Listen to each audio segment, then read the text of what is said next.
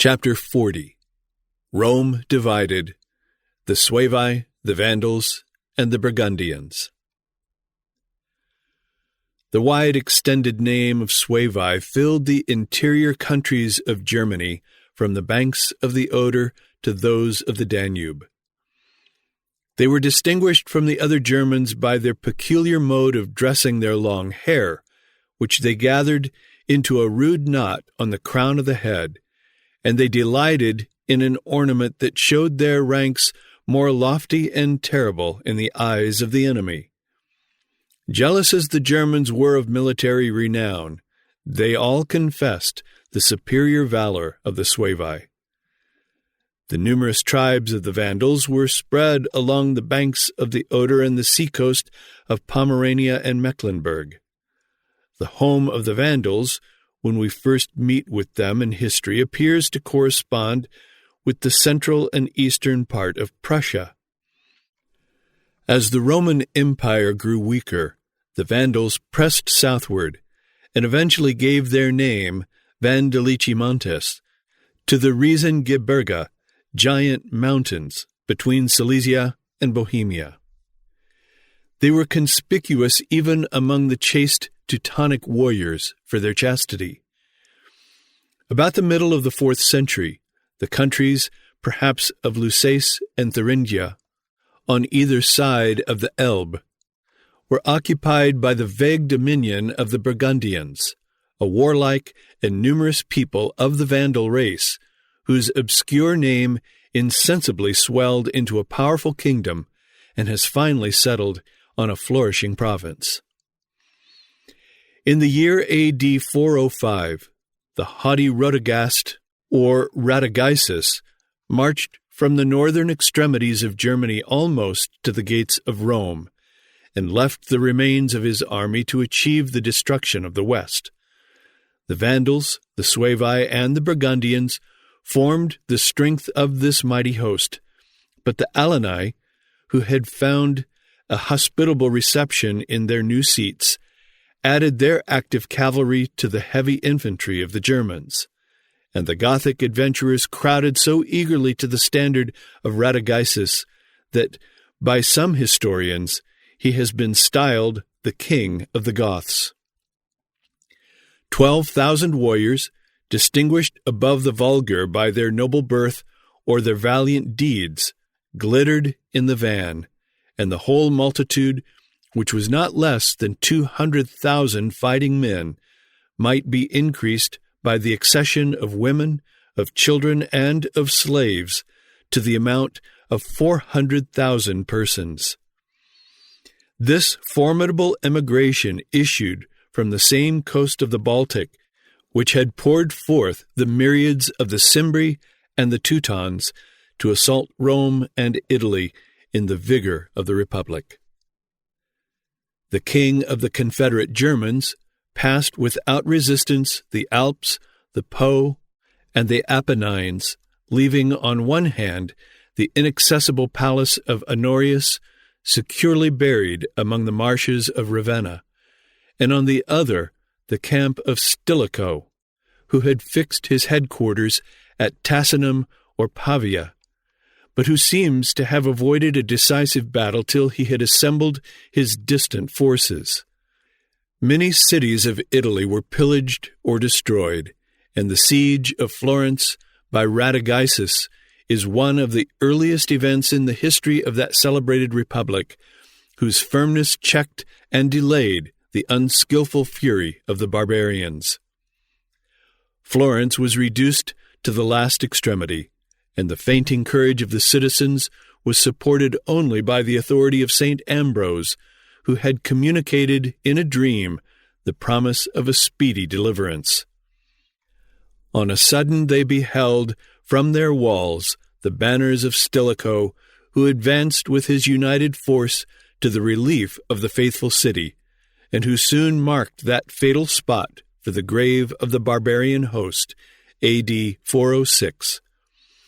The method of surrounding the enemy with strong lines of circumvallation, which he had twice employed against the Gothic king, was repeated on a larger scale and with more considerable effect. The imprisoned multitude of horses and men was gradually destroyed by famine rather than by the sword, but the Romans were exposed during the progress of such an extensive work to the frequent attacks of an impatient enemy. A seasonable supply of men and provisions had been introduced into the walls of Florence, and the famished host of Radagaisus was in its turn besieged. The proud monarch of so many warlike nations, after the loss of his bravest warriors, was reduced to confide either in the faith of a capitulation or in the clemency of Stilicho. But the death of the royal captive, who was ignominiously beheaded, disgraced the triumph of Rome and of Christianity, and the short delay of his execution was sufficient to brand the conqueror with the guilt of cool and deliberate cruelty.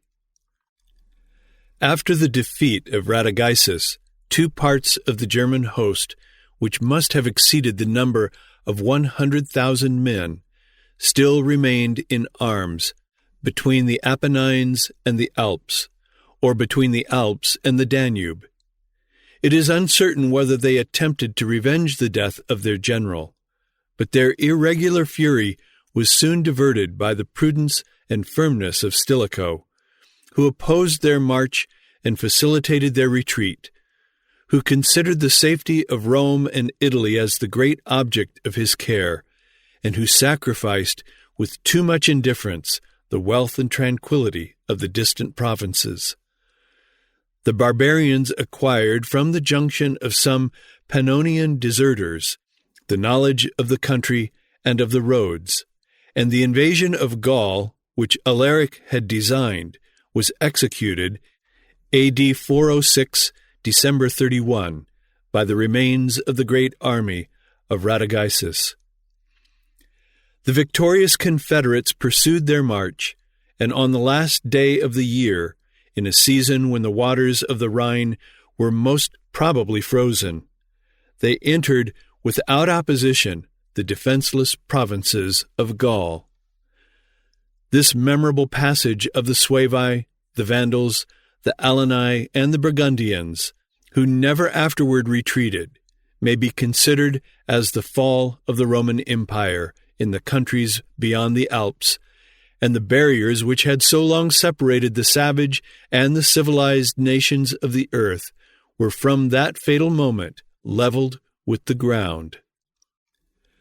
While the peace of Germany was secured by the attachment of the Franks and the neutrality of the Alemanni, the subjects of Rome, unconscious of their approaching calamities, enjoyed the state of quiet and prosperity which had seldom blessed the frontiers of Gaul. Their flocks and herds were permitted to graze in the pastures of the barbarians. Their huntsmen penetrated without fear or danger into the darkest recesses of the Hercynian wood. The banks of the Rhine were crowned, like those of the Tiber, with elegant houses and well-cultivated farms.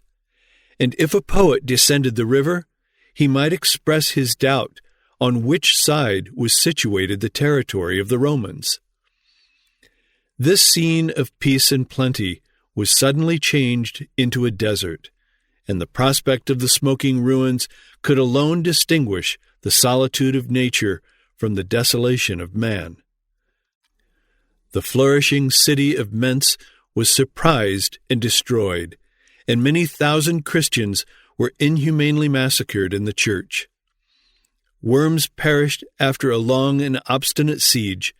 Strasbourg, Spires, Reims, Tournai, Arras, Amiens experienced the cruel oppression of the German yoke, and the consuming flames of war spread A.D. 407 from the banks of the Rhine over the greatest part of the 17 provinces of Gaul. That rich and extensive country, as far as the ocean, the Alps, and the Pyrenees, was delivered to the barbarians, who drove before them in a promiscuous crowd the bishop, the senator, and the virgin, laden with the spoils of their houses and altars. And in less than 2 years, the divided troops of the savages of the Baltic, whose numbers, were they fairly stated, would appear contemptible, advanced without a combat to the foot of the Pyrenean mountains. In the southeast of Gaul, the Burgundians, after many wars and some reverses, established themselves with the consent of the Romans in the district then called Sapodia and now Savoy. Their territory was somewhat more extensive than the province which was the cradle of the present royal house of Italy, since it stretched northward beyond the lake of Neufchâtel and southward as far as Grenoble. The lands they divided by lot, each one receiving half the estate of a Roman host or hospice. They soon conquered from the Romans the whole valley of the Rhone, in which they henceforth settled. Their conquests continued to spread until they occupied the whole of the Saône and the lower Rhone from Dijon to the Mediterranean, and included also the western half of Switzerland. And in 476, when the last vestige of the Western Empire vanished, the Burgundian kingdom included all of Switzerland that lies west of that part of the Rhine that flows from the south into the Lake of Constance. The Vandals and the Suevi went on to Spain. The gates of Spain were treacherously betrayed to the public enemy October 13, A.D. 409. The consciousness of guilt and the thirst of rapine prompted the mercenary guards of the Pyrenees to desert their station, to invite the arms of the Suevi, the Vandals, and the Alani, and to swell the torrent which was poured with irresistible violence from the frontiers of Gaul to the Sea of Africa. The misfortunes of Spain may be described in the language of its most eloquent historian, who has concisely expressed the passionate and perhaps exaggerated declamations of contemporary writers. The eruption of these nations was followed by the most dreadful calamities, as the barbarians exercised their indiscriminate cruelty on the fortunes of the Romans and the Spaniards, and ravaged with equal fury the cities and open country. The progress of famine reduced the miserable inhabitants to feed on the flesh of their fellow creatures, and even the wild beasts, which multiplied without control in the desert, were exasperated by the taste of blood and the impatience of hunger, boldly to attack and devour their human prey. Pestilence soon appeared, the inseparable companion of famine. A large proportion of the people was swept away, and the groans of the dying excited only the envy of their surviving friends. At length the barbarians, satiated with carnage and rapine, and afflicted by the contagious evils which they themselves had introduced, fixed their permanent seats in the depopulated country. The ancient Galicia, whose limits included the kingdom of Old Castile, was divided between the Suevi and the Vandals. The Alani were scattered over the provinces of Carthagena and Lusitania, from the Mediterranean to the Atlantic Ocean, and the fruitful territory of Boeotia was allotted to the Silingi, another branch of the Vandalic nation. After regulating this partition, the conquerors contracted with their new subjects some reciprocal engagements of protection and obedience. The lands were again cultivated, and the towns and villages were again occupied by a captive people. The greatest part of the Spaniards was even disposed to prefer this new condition of poverty and barbarism to the severe oppressions of the Roman government. Yet there were many who still asserted their native freedom and who refused, more especially in the mountains of Galicia, to submit to the barbarian yoke. In the province of Galicia, the Suevi and the Vandals had fortified their camps in mutual discord and hostile independence. The Vandals prevailed, and their adversaries were besieged in the Nervasian hills between Leon and Oviedo, till the approach of Count Asturias compelled, or rather provoked, the victorious barbarians to remove AD 428, the scene of the war, to the plains of Boetica. The rapid progress of the Vandals soon required a more effectual opposition than that of their fellow invaders, and the Master General Castinus marched against them with a numerous army of Romans and Goths. This army was totally defeated, and Seville and Carthagena became the reward, or rather the prey, of the ferocious conquerors. The vessels which they found in the harbor of Carthagena easily transported the Vandals to the islands of Majorca and Minorca, where the Spanish fugitives, as in a secure recess, had vainly concealed their families and their fortunes. This experience on the sea encouraged them, and they promptly accepted the invitation of Count Boniface, the military governor of Africa, to invade that country. The terrible Genseric was now king of the Vandals. The Alani had lost their king in battle about AD 417, and the remains of these Scythian wanderers, who escaped from the field, instead of choosing a new leader, humbly sought a refuge under the standard of the Vandals, with whom they were afterward confounded. The vessels which transported, May AD 429, the Vandals over the modern Strait of Gibraltar, a channel only 12 miles in breadth, were furnished by the Spaniards, who anxiously wished their departure, and by the African general, who had implored their formidable assistance. The Vandals, who, in 20 years, had penetrated from the Elbe to Mount Atlas, were united under the command of their warlike king, and he reigned with equal authority over the Alani, who had passed within the term of human life from the cold of Scythia to the excessive heat of an African climate. The hopes of the bold enterprise had executed many brave adventures of the Gothic nation, and many desperate provincials were attempted to repair their fortunes by the same means which had occasioned their ruin. Yet this various multitude amounted only to 50,000 effective men, and though Genseric artfully magnified his apparent strength by appointing 80 chiliarchs, or commanders of thousands, the fallacious increase of old men, of children, and of slaves would scarcely have swelled his army to the number of 80,000 persons. But his own dexterity and the discontents of Africa soon fortified the Vandal powers by the accession of numerous and active allies. The parts of Mauritania which border on the Great Desert and the Atlantic Ocean were filled with a fierce and untractable race of men, whose savage temper had been exasperated rather than reclaimed by their dread of the Roman arms.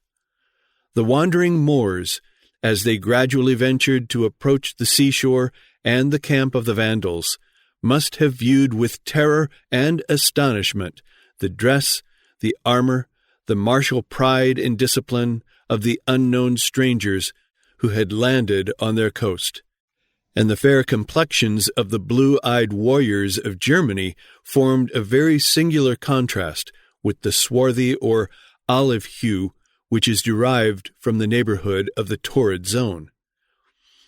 After the first difficulties had in some measure been removed, which arose from the mutual ignorance of their respective languages, the Moors, regardless of any future consequence, embraced the alliance of the enemies of Rome, and a crowd of naked savages rushed from the woods and valleys of Mount Atlas to satiate their revenge on the polished tyrants who had injuriously expelled them from the native sovereignty of the land. The persecution of the Donatists was an event not less favorable to the designs of Genseric. 17 years before he landed in Africa, a public conference was held at Carthage by the order of the magistrate.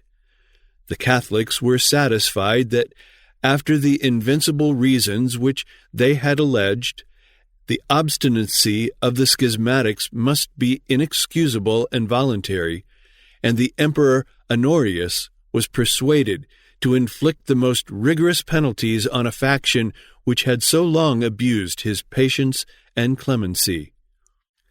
300 bishops, with many thousands of the inferior clergy, were torn from their churches, stripped of their ecclesiastical possessions, banished to the islands, and proscribed by the laws if they presumed to conceal themselves in the provinces of Africa. Their numerous congregations, both in cities and in the country, were deprived of the rights of citizens and of the exercise of religious worship. A regular scale of fines, from 10 to 200 pounds of silver, was curiously ascertained according to the distinctions of rank and fortune, to punish the crime of assisting at a schismatic conventicle, and if the fine had been levied 5 times, without subduing the obstinacy of the offender, his future punishment was referred to the discretion of the imperial court. By these severities, which obtained the warmest approbation of St. Augustine, great numbers of Donatists were reconciled to the Catholic Church. But the fanatics who still persevered in their opposition were provoked to madness and despair. The distracted country was filled with tumult and bloodshed. The armed troops of Circumcellions alternately pointed their rage against themselves or against their adversaries, and the calendar of martyrs received on both sides a considerable augmentation. Under these circumstances, Genseric, a Christian, but an enemy of the Orthodox communion, showed himself to the Donatists as a powerful deliverer, from whom they might reasonably expect the repeal of the odious and oppressive edicts of the Roman emperors.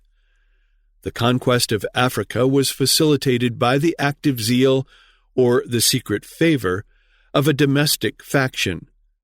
The wanton outrages against the churches and the clergy of which the Vandals are accused may be fairly imputed to the fanaticism of their allies, and the intolerant spirit which disgraced the triumph of Christianity contributed to the loss of the most important province of the West. The long and narrow tract of the African coast was filled with frequent monuments of Roman art and magnificence, and the respective degrees of improvement might be accurately measured by the distance from Carthage and the Mediterranean. A simple reflection will impress every thinking mind with the clearest idea of fertility and cultivation. The country was extremely populous. The inhabitants reserved a liberal subsistence for their own use, and the annual exportation, particularly of wheat, was so regular and plentiful that Africa deserved the name of the common granary of Rome and of mankind. On a sudden, the 7 fruitful provinces, from Tangier to Tripoli, were overwhelmed by the invasion of the Vandals, whose destructive rage has perhaps been exaggerated by popular animosity, religious zeal, and extravagant declamation. War, in its fairest form, implies a perpetual violation of humanity and justice, and the hostilities of barbarians are inflamed by the fierce and lawless spirit which incessantly disturbs their peaceful and domestic society. The Vandals, where they found resistance, seldom gave quarter, and the deaths of their valiant countrymen were expiated by the ruin of the cities under whose walls they had fallen. Careless of the distinctions of age or sex or rank, they employed every species of indignity and torture to force from the captives a discovery of their hidden wealth. The stern policy of Genseric justified his frequent examples of military execution. He was not always the master of his own passions or of those of his followers, and the calamities of war were aggravated by the licentiousness of the Moors and the fanaticism of the Donatists. The intrigue that had driven Count Boniface into unwilling rebellion was soon discovered. Both the sovereign and the count had been deceived. Boniface was forgiven. His repentance was fervent and sincere. But the calamity of having invited the Vandals into Africa could not be undone. The inexorable king of the Vandals, disdaining all terms of accommodation, sternly refused to relinquish the possession of his prey. The band of veterans who marched under the standard of Boniface and his hasty levies of provincial troops were defeated with considerable loss. The victorious barbarians insulted the open country, and Carthage, Corda, and Hippo Regius were the only cities that appeared to rise above the general inundation. The generous mind of Count Boniface was tortured by the exquisite distress of beholding the ruin which he had occasioned, and whose rapid progress he was unable to check.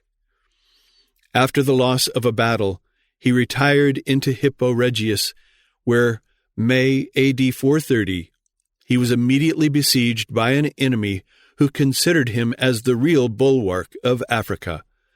The military labors and anxious reflections of Count Boniface were alleviated by the edifying conversation of his friend St. Augustine, till that bishop, the light and pillar of the Catholic Church, was gently released, August 28, A.D. 430, in the 3rd month of the siege, and in the 76th year of his age, from the actual and the impending calamities of his country. By the skill of Boniface, and perhaps by the ignorance of the Vandals, the siege of Hippo was protracted above 14 months, A.D. 431. The sea was continually open, and when the adjacent country had been exhausted by irregular rapine, the besiegers themselves were compelled by famine to relinquish their enterprise. The importance and danger of Africa were deeply felt by the regent of the West. Placidia implored the assistance of her eastern ally, and the Italian fleet and army were reinforced by Asper, who sailed from Constantinople with a powerful armament. As soon as the force of the two empires was united under the command of Boniface, he boldly marched against the Vandals, and the loss of a second battle irretrievably decided the fate of Africa. He embarked with the precipitation of despair, and the people of Hippo were permitted, with their families and effects, to occupy the vacant place of the soldiers, the greatest part of whom were either slain or made prisoners by the Vandals. It was 8 years after the capture of Hippo before Carthage, the capital of the country, was taken. At this time, Carthage stood as the second city in the Western Empire. In every respect, the city deserved the title that was given it, the Rome of the African world. The reputation of the Carthaginians was not equal to that of their country, and the reproach of Punic faith still adhered to their subtle and faithless character. The habits of trade and the abuse of luxury had corrupted their manners, but their impious contempt of monks and the shameless practice of unnatural lusts are the two abominations which excite the pious vehemence of Salvian, the preacher of the age. October 9, A.D. 439, Carthage was at length surprised by the Vandals, 585 years after the destruction of the city and republic by the younger Scipio. Carthage, which had risen again from the dust to be the rival of the towers of Rome, Carthage, rich in all the appliances of the highest civilization, in schools of art, in schools of rhetoric, in schools of philosophy. Carthage, the focus of law and government for the continent of Africa, the headquarters of the troops, the seat of the proconsul. In this city were to be found all the nicely graduated orders of the Roman official hierarchy, so that it was scarcely too much to say that every street, every square, had its own proper governor. Yet this was the city of which the great African Augustine had said, "I came from my native town to Carthage, and everywhere around me roared the furnace of unholy love." And too plainly does the language of Salvian, after all allowance made for rhetorical exaggeration, show what Augustine was thinking of when he wrote these words. Houses of ill fame swarming in each street and square, and haunted by men of the highest rank, in what should have been venerable age. Chastity outside the ranks of the clergy, a thing unknown and unbelieved, and by no means universal within that enclosure. The darker vices, the sin of Sodom and Gomorrah, practiced, avowed, gloried in, such is the picture which the Gaulish presbyter draws of the capital of Africa. Into this city of sin marched the Vandal army, one might almost say, when one reads the history of their doings, the army of the Puritans. With all their cruelty and all their greed, they kept themselves unspotted by the licentiousness of the splendid city. They banished the men who were earning their living by ministering to the vilest lusts. They rooted out prostitution with a wise yet not a cruel hand. In short, Carthage, under the rule of the Vandals, was a city transformed, barbarous but moral. The king of the Vandals severely reformed the vices of a voluptuous people, and the ancient, noble, ingenious freedom of Carthage, these expressions of Victor are not without energy, was reduced by Genseric to a state of ignominious servitude. After he had permitted his licentious troops to satiate their rage and avarice, he instituted a more regular system of rapine and oppression. An edict was promulgated which enjoined all persons, without fraud or delay, to deliver their gold, silver, jewels, and valuable furniture or apparel to the royal officers. And the attempt to secrete any part of their patrimony was inexorably punished with death and torture as an act of treason against the state. The lands of the proconsular province, which formed the immediate district of Carthage, were accurately measured and divided among the barbarians, and the conqueror reserved for his peculiar domain the fertile territory of Byzantium and the adjacent parts of Numidia and Getulia.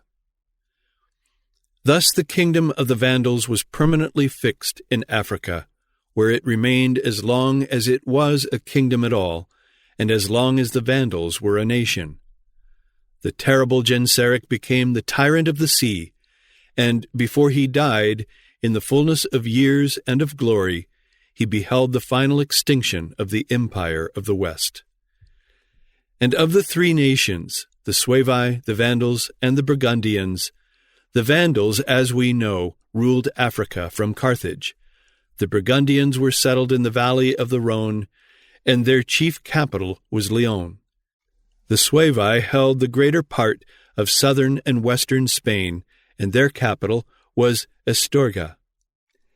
In AD 466, the Suevi held the kingdom of Galicia, and not long afterward the small part of the peninsula which now forms Portugal. And in the histories of Portugal, Africa, western Switzerland, and the duchy and county of Burgundy in France, is to be found the future story of the Suevi, the Vandals, and the Burgundians.